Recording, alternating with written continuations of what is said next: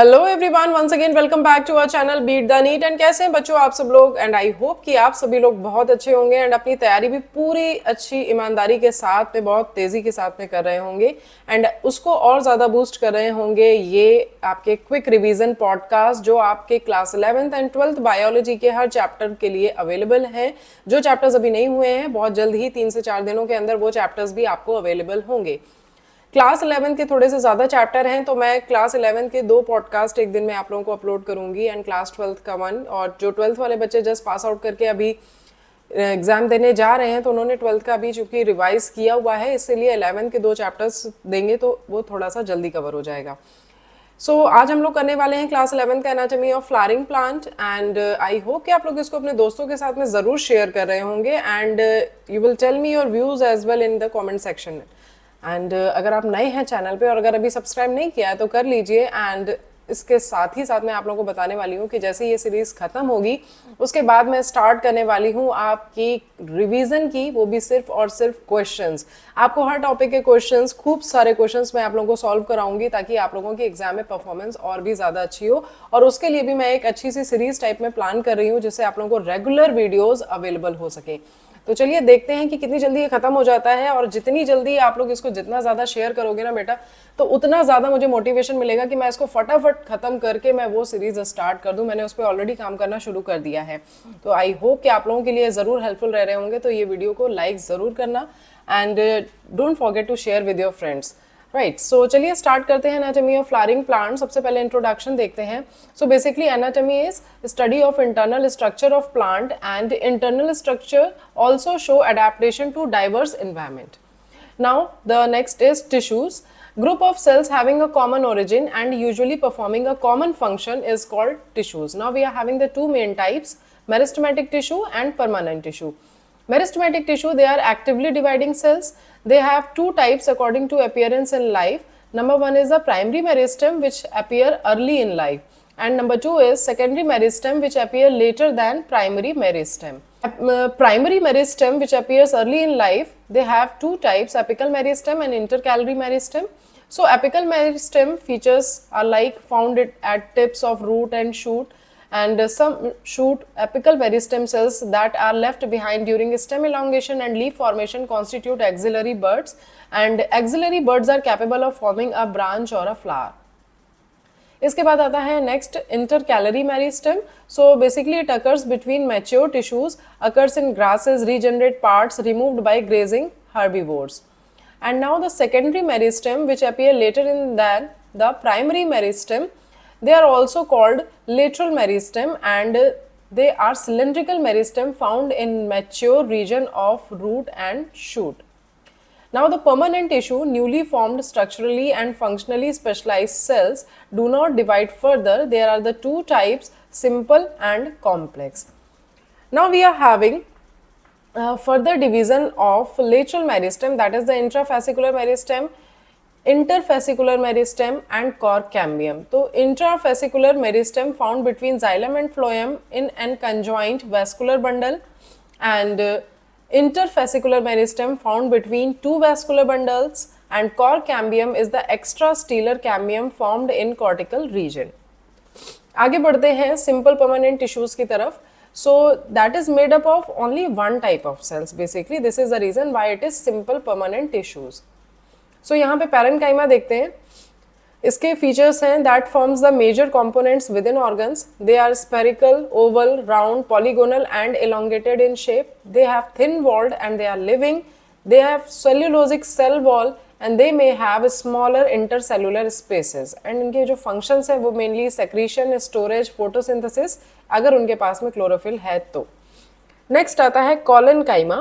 Occurs in layers below epidermis and cells may be oval, spherical or polygonal in shape. They have thick wall and they are living. The corner of cell deposited with cellulose. Hemicellulose and pacting intercellulose space में absent होता है. And अगर इसका structure आप देखते हैं तो इसमें कॉर्नर्स आपको थिकेंड मिलेंगे एंड अंदर प्रोटोप्लाज्म मिलेगा, बीच में वैक्यूल मिलेगी एंड अराउंड में सेल वॉल होगी. इसका जो फंक्शन है mainly provide mechanical support to growing parts of a plant and may perform photosynthesis if cells contain chloroplast. इसके बाद जो नेक्स्ट आता है दैट इज द स्क्लेरेनकाइमा। ये लॉन्ग नैरो सेल्स होती हैं with thick lignified wall and ये dead cells होती हैं एंड मे बी elongated होती हैं एंड पॉइंटेड होती हैं साइड्स में। And sclerenchyma fibre may be spherical, oval or cylindrical, sclerids it is, and common in fruits, nuts, pulp of guava, pear etc. and इनका जो function है mainly वो mechanical support होता है। अगर एक स्क्लेराइड के स्ट्रक्चर में आपको बताऊं तो इसमें पिट्स होते हैं, अंदर ल्यूमेन होता है एंड ये थिक भी होती हैं काफ़ी ज़्यादा। अब आगे बढ़ते हैं हम। Next is complex permanent tissues made of more than one type of cells. तो इसमें हम पढ़ने वाले हैं जाइलम एंड फ्लोएम को। तो सबसे पहले हम जाइलम को देखेंगे और इसके सारे कंपोनेंट्स के बारे में देखेंगे। तो xylem they have 4 components.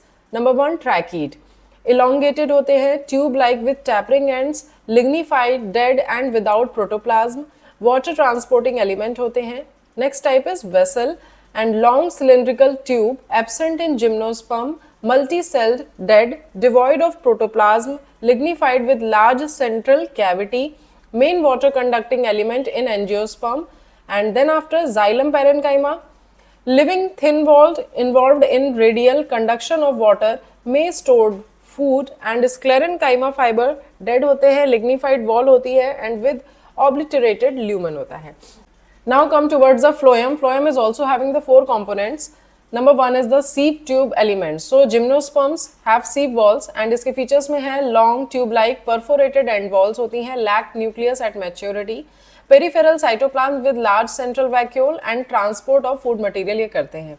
Companion cells, gymnosperms have albuminous cells and specialized parenchyma cell connected to seep tubes by pit fields and helps to maintain pressure gradient in seep tubes, and the function of seep tubes are controlled by the nucleus of companion cells. Then आता है phloem parenchyma, elongated tapering cylindrical cells, stores food material, resin, mucilage, latex etc. absent in most of the monocots. Then आता है bast fiber, phloem fibers, elongated sclerenchymatous, unbranched, pointed needle-like apices, jute, flax and hemp produce commercial bast fibers, generally absent in primary phloem but found in secondary phloem as well. अब आ जाता है xylem types and phloem types. तो सबसे पहले हम देख लेते हैं जाइलम के टाइप्स। तो that is primary xylem and secondary xylem. Primary xylem जो है उसमें प्रोटोजाइलम एंड मेटाजाइलम 2 टाइप के होते हैं। प्रोटोजाइलम जो है वो first formed with narrow vessel होता है and metaxylem later formed with broader vessel. Secondary xylem जो है formed during the secondary growth होता है।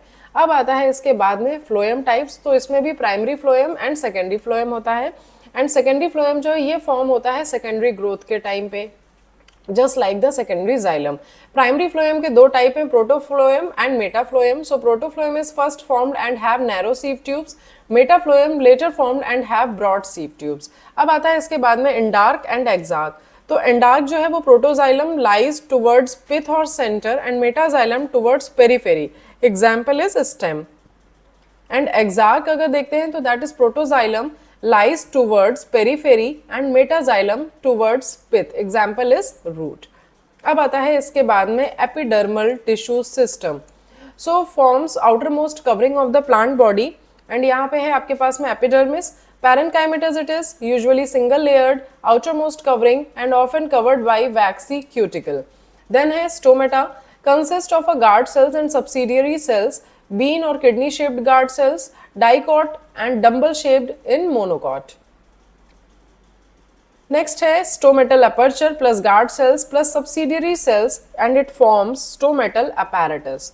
Then आता है root hairs, unicellular होते हैं, elongation of epidermal cells and absorb water and mineral from soil. Then आता है trichomes. So in shoot system usually multicellular, branched or unbranched, soft or stiff, can be secretory and prevent water loss. Next आता है आपका ground tissue system and vascular tissue system. ये दोनों ही आपके tissue system के टाइप्स हैं and इसी का ही एक टाइप हमने देख लिया है एपिडर्मल टिश्यू सिस्टम। अब ग्राउंड टिश्यू सिस्टम में देखते हैं। In leaves ground tissue consist of thin walled chloroplast containing cells called mesophyll and in stem and root made up of all the tissues except epidermis and vascular bundles consist of parenchymatous cortex, pericycle pith, medullary rays and conjunctive tissue between xylem and phloem in the case of roots, and hypodermis found in stem, absent in roots. अब जो third type है vascular tissue system type, इसमें presence और absence of cambium and according to the arrangement of xylem and phloem हम देखेंगे। तो सबसे पहले देखते हैं प्रेजेंस और एब्सेंस ऑफ कैम्बियम में ओपन एंड क्लोज। तो ओपन होता है कैम्बियम प्रेजेंट होता है, एग्जाम्पल डाइकॉट स्टेम है। क्लोज्ड में कैम्बियम एब्सेंट होता है, एग्जाम्पल मोनोकॉट स्टेम है। And according to arrangement of xylem and phloem में कंजॉइंट एंड रेडियल दो टाइप है। कंजॉइंट में xylem and phloem on same radius, example is stem and leaves.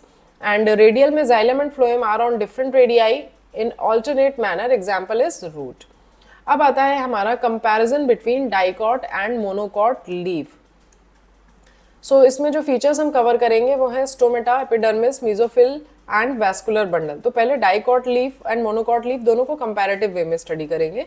So सबसे पहले stomata देखते हैं। तो in the case of dicot, more or lower, it means abaxial surface as compared to upper adaxial one, it is called dorsiventral leaf. In the case of monocot, equally distributed in both adaxial and abaxial epidermis, isobilateral leaf. Epidermis covered by cuticle in the case of dicot, and in the case of monocot covered by cuticle may have large empty colorless bulliform cells on upper epidermis to minimize water loss. Then आता है आपका mesophyll, and in the case of dicot, two types adaxially placed palisade parenchyma, elongated cells vertically and parallelly arranged to each other. Spongy parenchyma loosely arranged with air cavities below the palisade cells. And monocot leaf में है only spongy parenchyma is found, palisade parenchyma is absent. In the case of vascular bundle, in the case of dicot, it is conjoined, size vary according to thickness of veins, has thick walled bundle sheath, and in the case of monocot, conjoined, nearly similar sized due to parallel venation. इसमें जो secondary growth वाला portion था वो आपका हट चुका है, तो उसके बाद का कुछ भी नहीं है। यही आपका लास्ट टॉपिक था, dicot and monocot leaf. So see you soon in the next video. I hope कि आप लोगों ने इसको ज़रूर इन्जॉय किया होगा एंड आपका रिवीजन इसका पूरा हो गया होगा।